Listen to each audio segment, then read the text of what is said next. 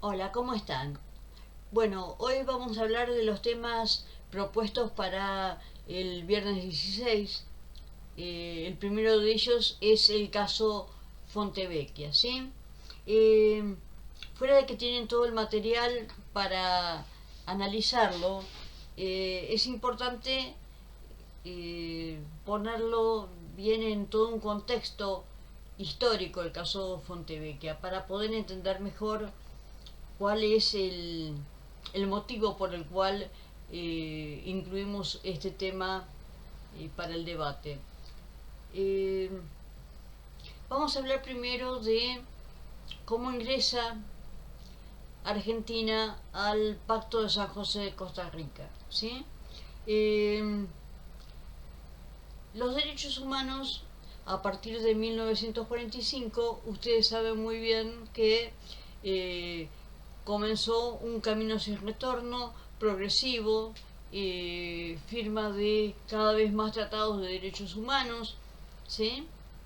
El punto de inflexión fue, bueno, los horrores del Holocausto, pero sin embargo hay que destacar que en América, y bueno, vamos a hablar puntualmente de Argentina, que es lo que nos interesa, en Argentina nos acompañaba este movimiento de derechos humanos, o sea, a medida que iba avanzando en el mundo, América entraba en un cono de sombras, gobiernos de facto, ¿sí? Violación de los derechos humanos, eh, gobiernos inconstitucionales y por lo tanto en lo concreto Argentina se conecta con los derechos humanos una vez que volvemos a la democracia en 1983.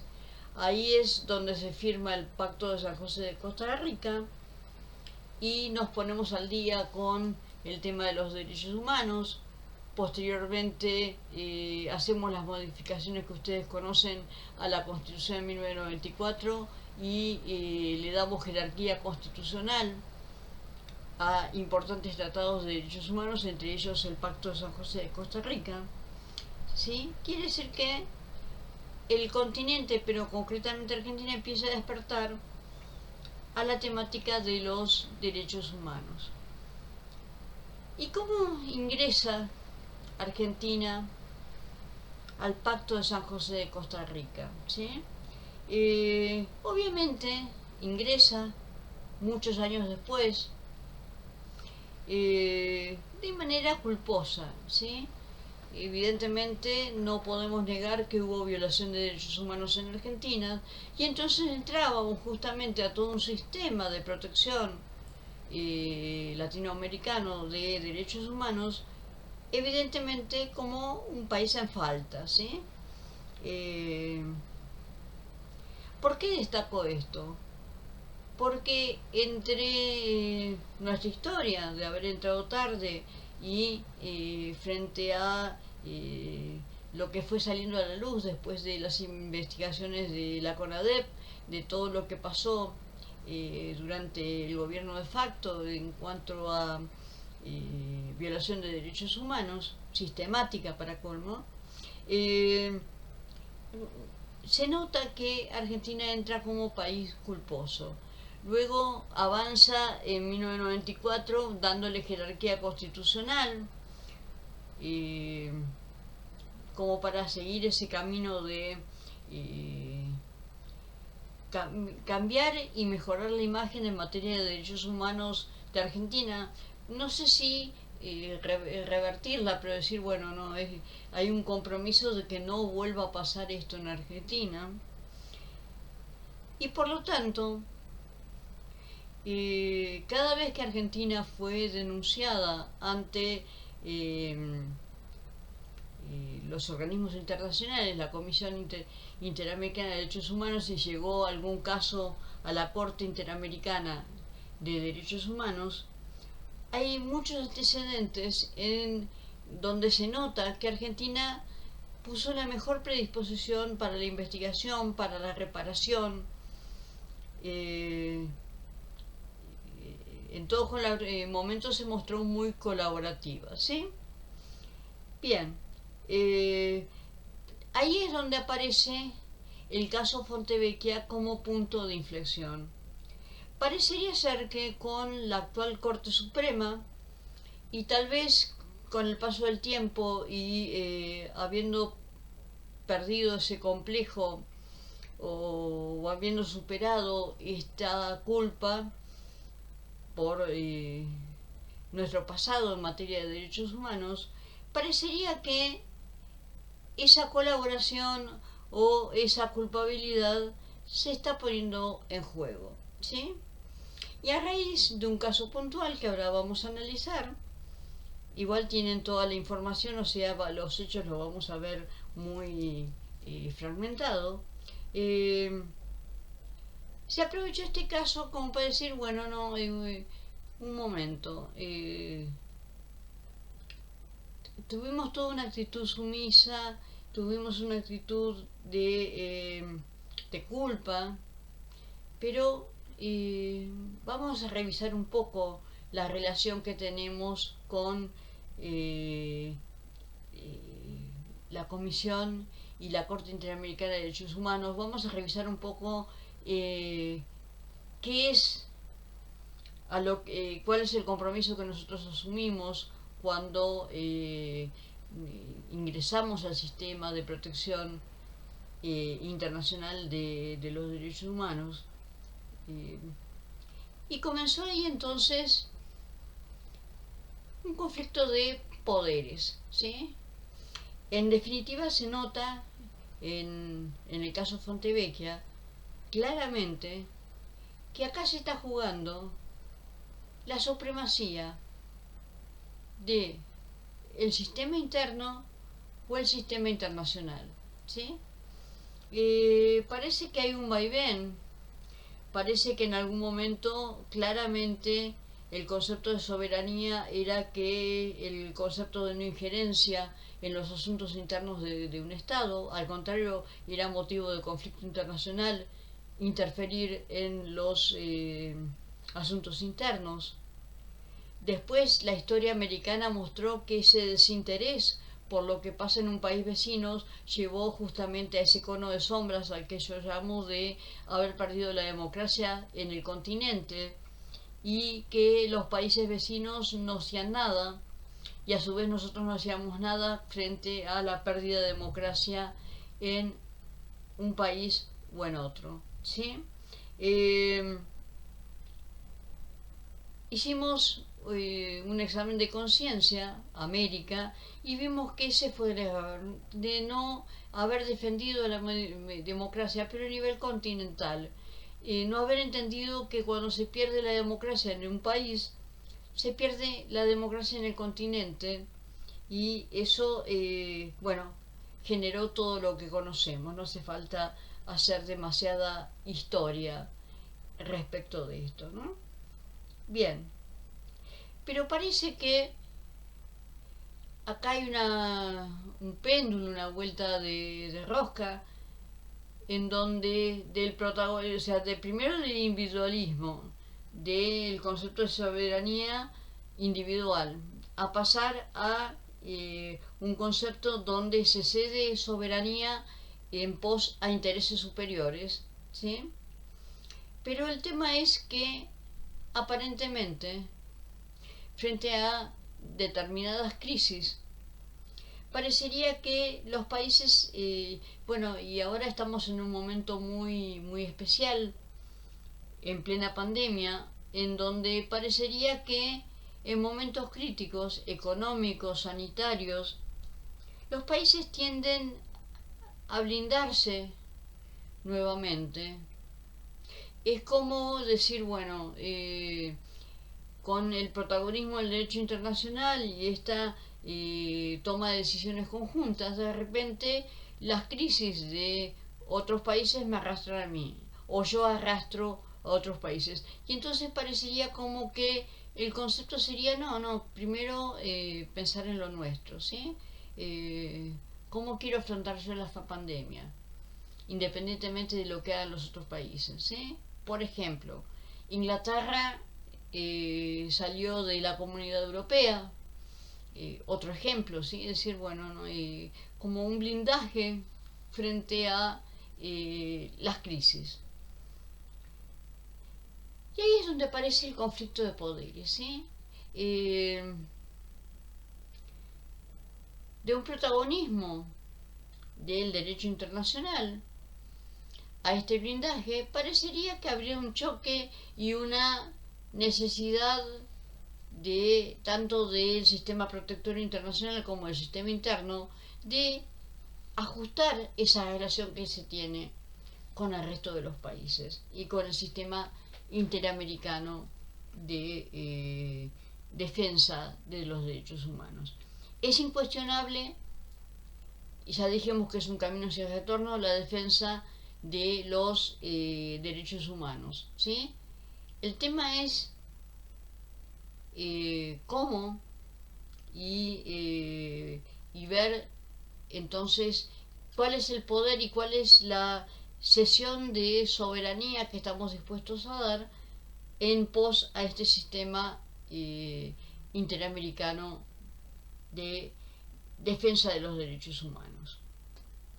Y ahí es donde aparece el caso Fontevecchia como disparador de este choque de poderes entre la Corte Interamericana de Derechos Humanos y la Corte Suprema de Justicia de la Nación, ¿sí? Habíamos visto, a su vez, que en 1994 tenemos que tener en cuenta que al control de constitucionalidad histórico desde el comienzo de nuestro constitucionalismo se agrega el control de convencionalidad, sin dejar el control de constitucionalidad, es decir, que el Poder Judicial tiene que velar porque las normas inferiores respeten la supremacía de la Constitución, control de constitucionalidad y declarar inconstitucionales aquellas normas que no armonicen con la Constitución dentro del sistema interno. Se agregó con el artículo 75, inciso 22, el control de convencionalidad. Además, nuestras normas armonizan con la Constitución y con los tratados internacionales que adquirieron jerarquía constitucional de derechos humanos. Ese es el segundo control de convencionalidad, ¿sí? El problema se encuentra ahora entonces cuando lo que no armoniza, se sabe que cuando una norma inferior no armoniza con la Constitución o con los tratados que tienen jerarquía constitucional, obviamente está por encima el tratado y la Constitución. El problema ahora pasa por cuando no armoniza la Constitución con uno de esos tratados, ¿sí? Bien. Respecto a esto, surge un nuevo desafío. ¿Qué está por encima? Cuando no, claramente no podemos, o sea, hay doble control, control de constitucionalidad y de convencionalidad. Lo primero que tiene que hacer el juez es tratar de armonizar las normas de los tratados de derechos humanos y la Constitución. El problema viene cuando no se puede armonizar la interpretación de las dos normas. ¿Cuál tiene que hacer prevalecer?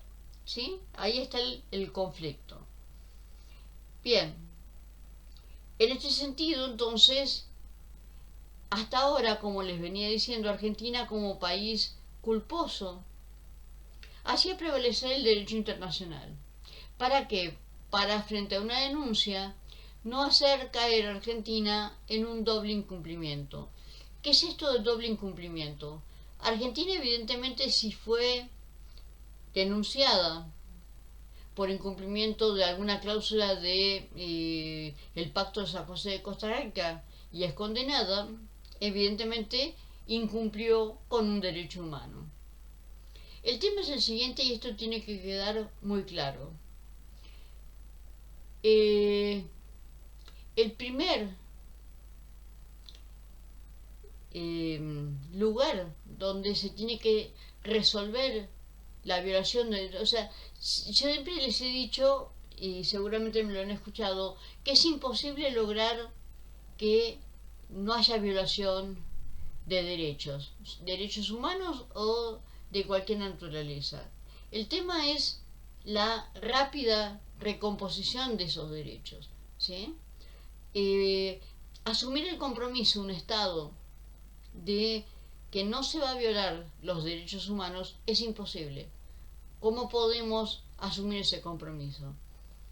El compromiso que asumimos es que vamos a recomponer rápidamente el derecho vulnerado. Por eso es que no llegan los reclamos a nivel internacional si han tenido una resolución a nivel interno.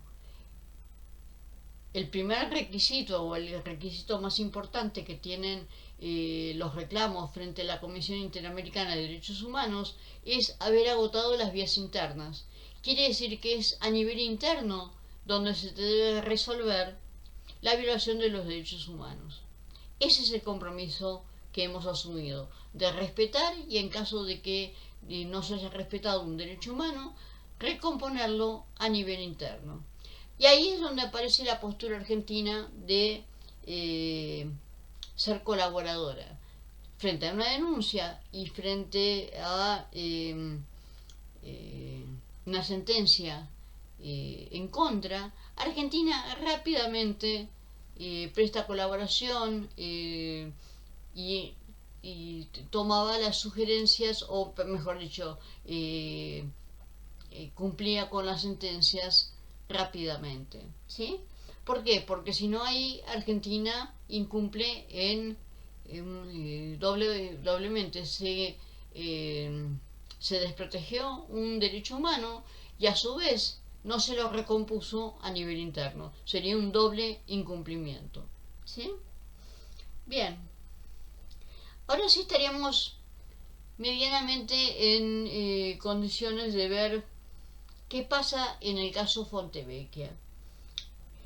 El disparador del caso Fontevecchia data de septiembre del 2001, revista Noticias del grupo Perfil, que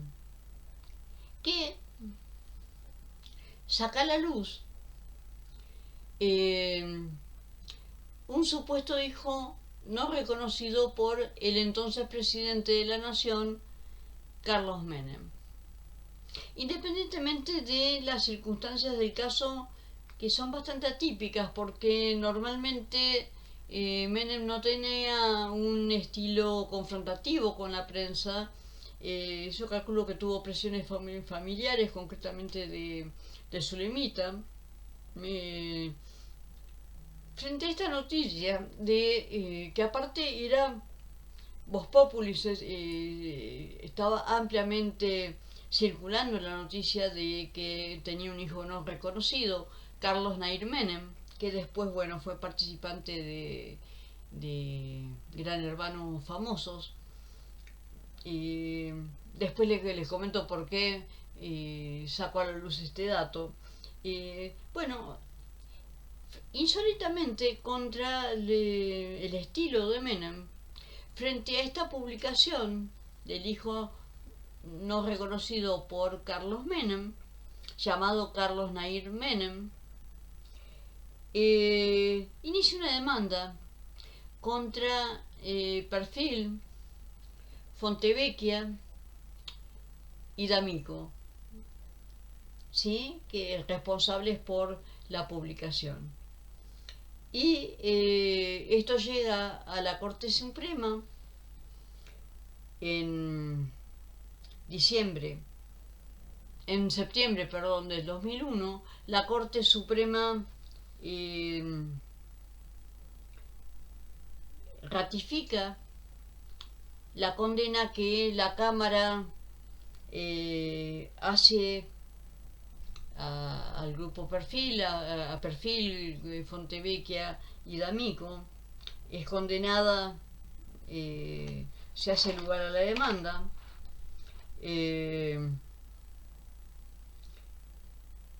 Y se establece un monto indemnizatorio para Carlos Menem, ¿sí?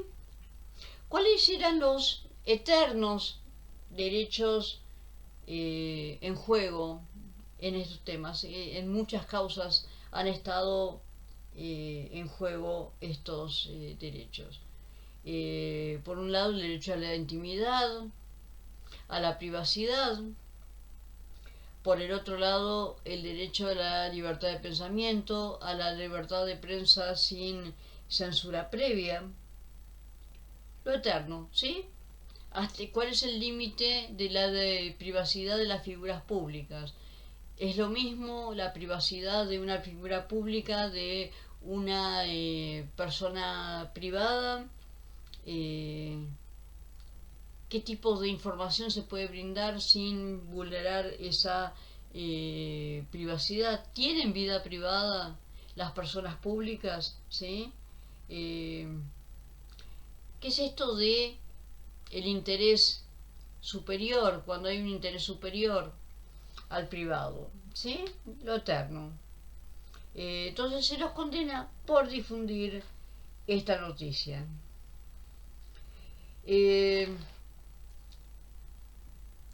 Se cumple la sentencia firme de la Corte, se paga la indemnización, pero en noviembre del 2001 Fontevecchia y D'Amico se presentan y denuncian a nuestro país, o sea, denuncian a Argentina por violación de artículos del Pacto de San José de Costa Rica relativos a la libertad de pensamiento y la expresión sin censura previa, ¿sí? Básicamente, y para que tengamos un poquitito ordenados, ¿cuál sería el marco legal de una postura y otra, ¿sí? ¿Cuál es el sustento del derecho a la privacidad? El artículo 19, ¿sí?, de la Constitución. Por otro lado, tenemos los artículos que defienden la libertad de expresión sin censura previa, la libertad de pensamiento, de difusión de ese pensamiento, no solamente de pensar, sino de difundirlo. Bien, entonces, estando firme la sentencia de la Corte nuestra, se denuncia a Argentina porque por no cumplir con lo que es la libertad de pensamiento y de expresión sin censura previa, porque obviamente si una persona por difundir el supuesto hijo no reconocido de un presidente tiene que pagar una indemnización, es condenado a pagar una indemnización, obviamente que eso desalienta la información, ¿sí? Bien.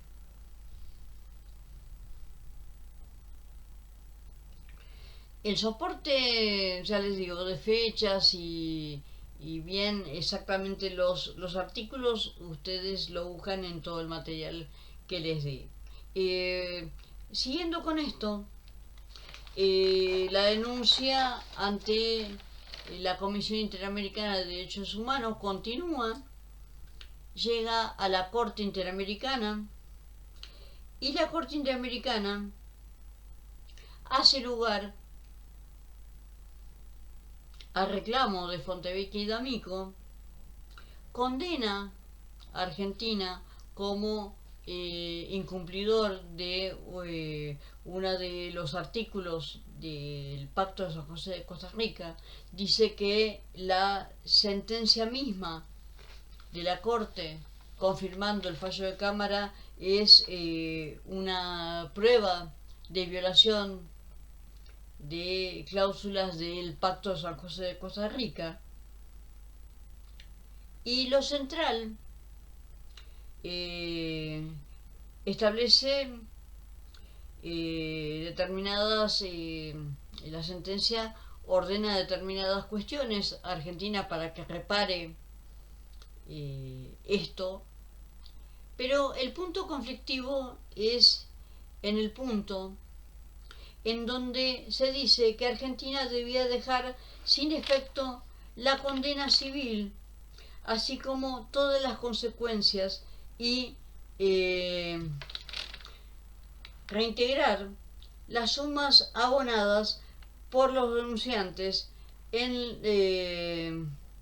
y también afrontar los gastos del trámite internacional, ¿sí? El punto conflictivo en realidad es esto de dejar sin efecto la condena civil, así como todas sus consecuencias, ¿sí? ¿Por qué digo que es el único punto de conflictivo entre todas las cuestiones que establece el fallo de la Corte Interamericana? Porque el resto de las cuestiones Argentina las cumple, las publicaciones que hay que publicar, ya la devolución de el reintegro estaba en marcha, no a través de la Corte porque no tiene competencia la Corte para esto, pero ya estaba en marcha. El punto conflictivo entonces era dejar sin efecto la condena civil, así como todas sus consecuencias, ¿sí? Bien, cuando llega a través del Ministerio de Relaciones Exteriores y Culto la novedad de esta sentencia a nuestra Corte, como para que la cumpla, Argentina deja en claro ese cambio de postura que yo les estaba comentando. Hubo muchos antecedentes de casos parecidos en donde Argentina ajustó todo lo que había que ajustar y cumplió con todo lo que decía la sentencia, en casos muy similares. Pero en este caso establece, y por eso que yo les agregué algo que no sé por qué no pude agregar a la plataforma, les agregué cómo ingresó Argentina y cómo fue su ratificación al Pacto de San José de Costa Rica. Porque hay una pequeña cláusula de ratificación que hasta ahora Argentina no la había hecho valer. Argentina acepta, al ratificar, la competencia de la Comisión y de la Corte Interamericana, acepta, bueno, obviamente todas las cláusulas del pacto, pero también la interpretación que de las mismas haga la Comisión y la Corte Interamericana, y declara obligatorias las sentencias de la Corte Interamericana. Pero haciendo valer ese parrafito que hasta ahora no lo había hecho valer respecto a las condiciones de ratificación, Argentina dice, sí, no cabe duda que las sentencias de la Corte Interamericana son obligatorias, nos comprometimos a eso, pero en nuestra ratificación hemos dicho lo siguiente: el presente pacto se interpretará en concordancia con los principios y cláusulas constitucionales vigentes o con los que resultaren de las reformas hechas en virtud de ella. ¿Qué quiere decir? Dice, bueno, sí, yo las voy a cumplir, en tanto y en cuanto ese cumplimiento de la sentencia de la Corte Interamericana respeten nuestra Constitución, que es la ley suprema de nuestro país, ¿sí? En tanto sea posible dentro de nuestro sistema constitucional cumplirla, la cumpliremos, ¿sí? De si nos pide algo que está fuera de la competencia de la Corte Interamericana, evidentemente no lo vamos a poder cumplir. Y ahí empieza entonces el análisis de por qué no se puede cumplir esa orden de la Corte Interamericana de dejar sin efecto la condena. Lo primero que dice, o entre las cosas que dice, que dejar sin efecto la condena es lo mismo que revocarla.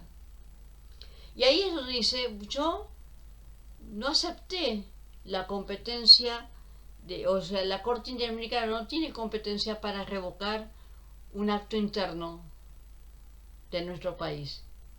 Yo no me comprometí a eso. Al contrario, todo el sistema interamericano tiene las siguientes características. Es subsidiario. ¿Qué quiere decir? Que el primer lugar donde se debe resolver la violación de derechos humanos es a nivel interno. Es subsidiario. La prueba de que es subsidiario es de que se tienen que agotar las vías internas. Bien. Una característica de agotar la vía interna es que la sentencia quede firme. Cuando a nivel interno una sentencia queda firme, constitucionalmente eso indica que ya no se la puede revocar, no se la puede modificar. Y ahí es donde dice, yo no puedo hacer nada, la sentencia es una sentencia firme y no la puedo dejar sin efecto. El resto lo cumplí todo, pero a esto no tiene atribuciones la Corte Interamericana. Sus decisiones son obligatorias en el marco de las atribuciones que constitucionalmente sean válidas. Y esto constitucionalmente yo no lo puedo cumplir. Y tengo que poner por encima la Constitución, porque esto violaría la Constitución en cuanto a lo que es una sentencia firme. Bien. Claramente entonces Argentina, el argumento es de peso, obviamente. Lo mismo que el argumento de la obligatoriedad de las sentencias de la Corte Interamericana. Ambos argumentos son de peso. Lo sorpresivo es que el cambio de la Corte Suprema es con la nueva conformación, ¿sí? Cambio. Ya hubo algún indicio de cambios de esta colaboración o de este sentimiento de culpa con el caso de Milagros Sala en cuanto a que internacionalmente, o sea, la Comisión Interamericana había declarado que, la condición de Milagros Salas era de preso político y y Argentina enfáticamente negó la calidad de preso político de Milagros Salas. Ahí hubo un primer chispazo de decir, bueno, no, de acuerdo a nuestro derecho interno no es una presa política, ¿sí? Bien, cuando la Corte contesta esto, posteriormente en el segundo archivo que les mando, ahí aparece con, primero tengo que decir que Maqueda, en su disidencia, en el fallo que estamos comentando de la Corte, en donde dice no puedo cumplir con dejar sin efecto la condena, porque es lo mismo que revocar y no podemos revocarla.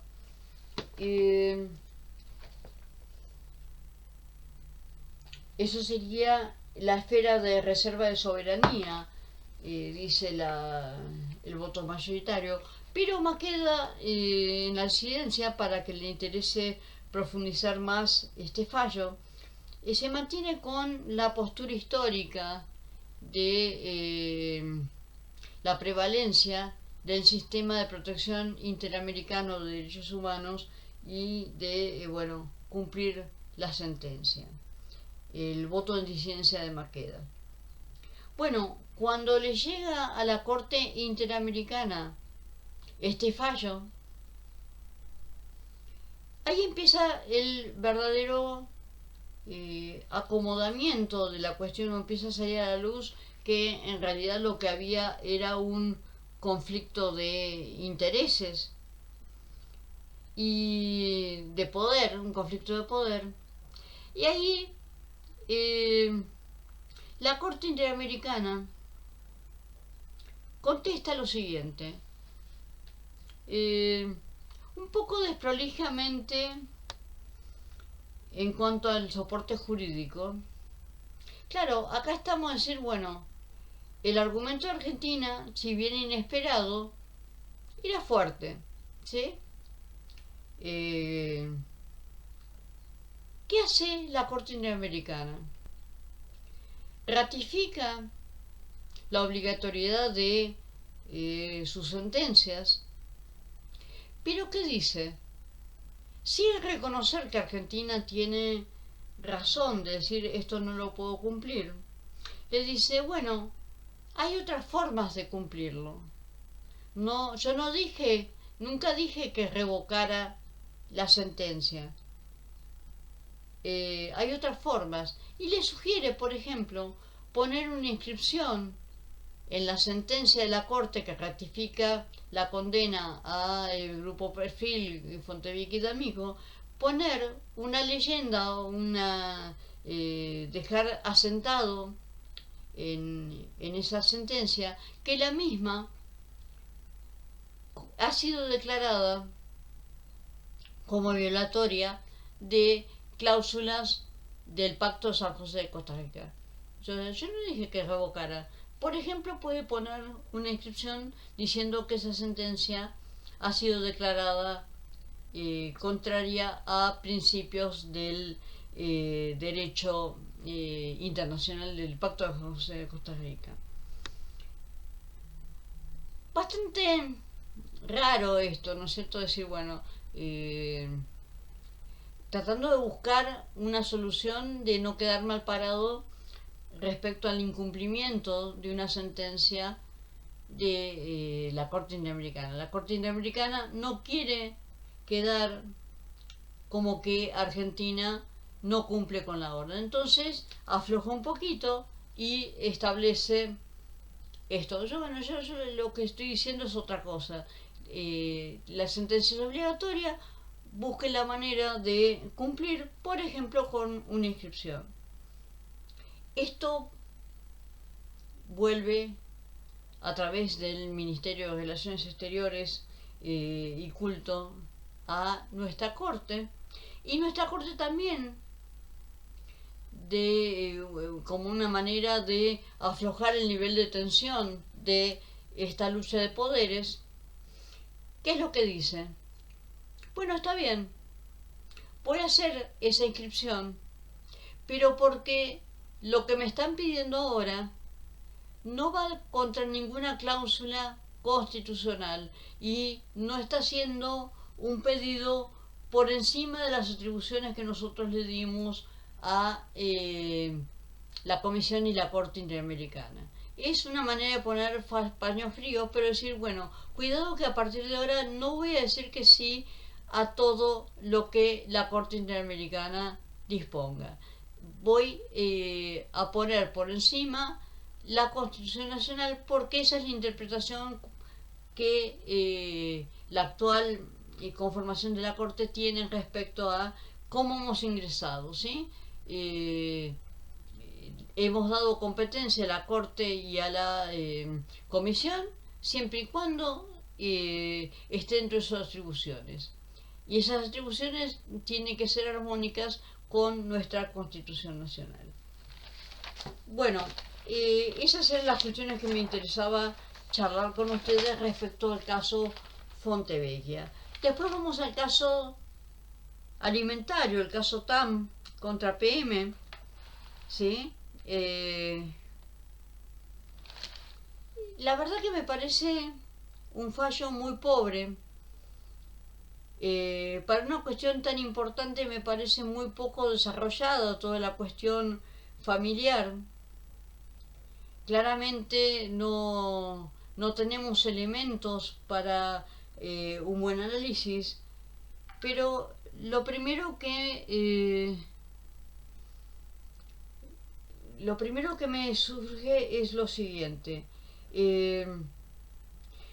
No surge de la lectura del caso TAM. ¿Por qué el SIC es el único lugar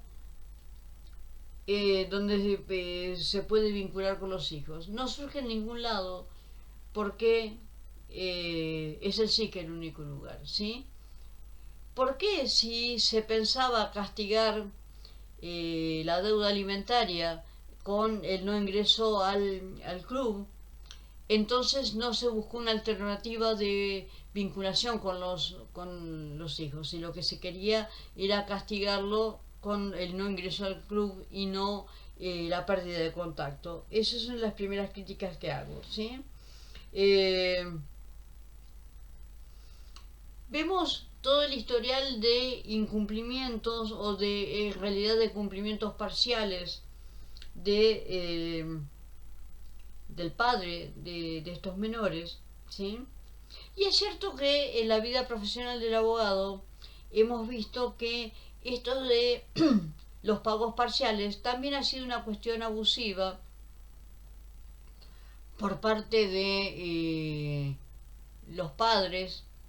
¿Para qué? Para no caer en el delito de incumplimiento de los deberes de asistencia familiar. Cumplen un poquito y automáticamente no caen en lo que es incumplimiento de deberes de asistencia familiar, lo cual obviamente es un abuso.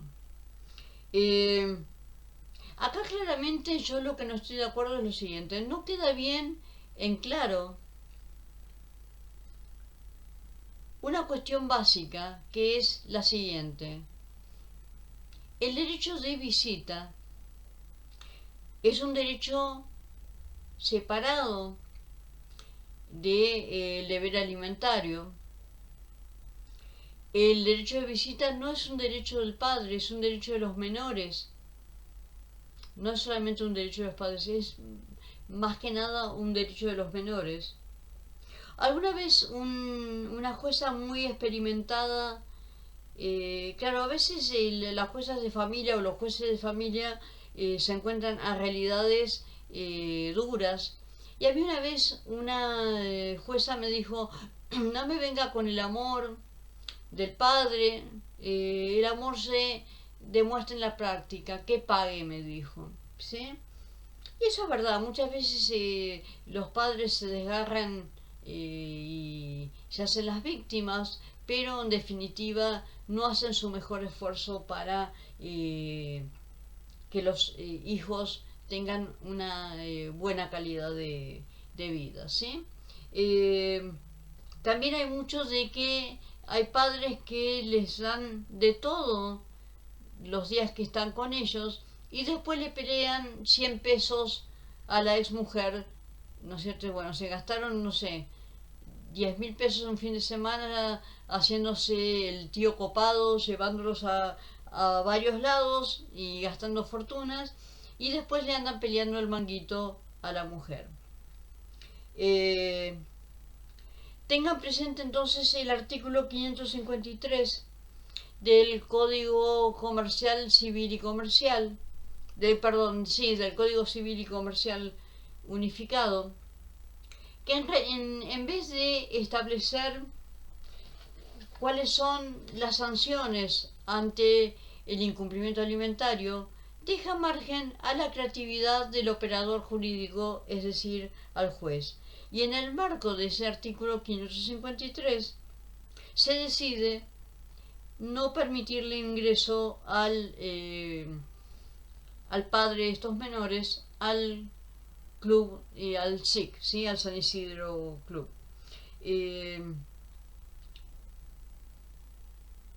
dispuso que era una medida razonable. A mí no me queda claro, tal vez sí, pero no está en los fundamentos por qué se considera razonable esa medida.